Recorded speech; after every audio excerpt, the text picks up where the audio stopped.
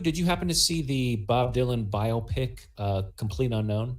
No. I think it's great, and I commend it to you and your viewers. It focuses on Dylan's decision to go electric at the Newport Folk Festival. Remember how that was a big controversy? Yes. Speaking of betrayal, the whole idea was that Dylan betrayed the folk rock movement when he expanded his sound and changed his sound. And you can't really fault him for that, because he wants to grow as an artist and he wants to experiment with different sounds. Sorry about that background noise. That's fine. But what I realized is that he was playing at the Newport Folk Festival. It's literally called the Folk Festival. So why did he insist on playing with a full band when the stated purpose is to showcase folk music? Doesn't that kind of put a different spin on it? It does, but also violating rules and norms and protocols is sometimes the path to success. Normally it is not, but sometimes, particularly with athletes and with artists, being a jerk is essential to being great. That as an athlete, you may have to psych yourself up by believing all sorts of ridiculous things.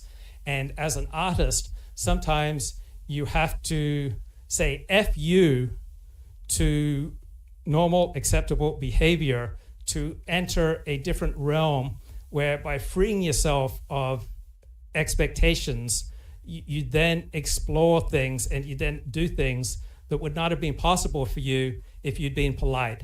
So overwhelmingly, I think following protocol and being polite is the best way to go, but there are exceptions. And I think perhaps for many artists such as Bob Dylan, saying F you, being impolite, violating protocols is necessary to free themselves of expectations so that they can then do things that are unprecedented. And so a lot of their behavior that is rude and is immoral on an objective basis, it also then serves as a catalyst for production of artistic achievement that would otherwise not be possible.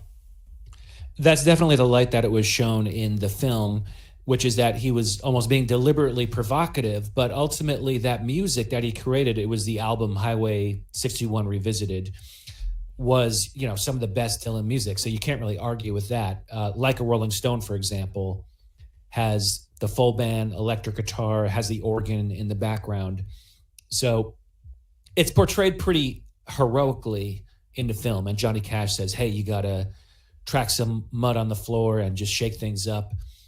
Dylan himself is played by Timothy Chalamet, and he's portrayed as a little bit abrasive, but kind of just a chill guy, like a little bit arrogant, but with a sense of humor and a sense of humor about himself. So anyway, but yeah, definitely comes from the folk music scene in New York City in the 1960s and was like a legend in that movement, but then just kind of moved on, like you said, for the sake of creating great art. So yeah, check that one out. I've been watching that the last couple of days, so I thought do you like Bob Dylan, by the way?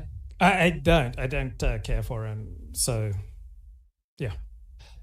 I do. I've always appreciated Bob Dylan, and I'm not particularly a fan of folk music, but I think he transcends that particular type of music, and that's why Bob Dylan's music is timeless. And of course, that was before my time, that when he was really famous, but I can still appreciate it. And as an artist, his music was culturally relevant to the 1960s, but it's not like he was making a political statement in particular, like a partisan kind of message with his song. For example, The Times They Are A-Changin' is, so that means 1960s civil rights movement. That means the anti-war, anti-Vietnam War movement. It kind of fit into that, but every generation you can say the times are a-changing. So a lot of 1960s music I don't like because it comes off as very pompous and self-righteous. But for me, Dylan's music still sounds very good, even decades later. Yeah, I just, one thing, he doesn't have a very good singing voice.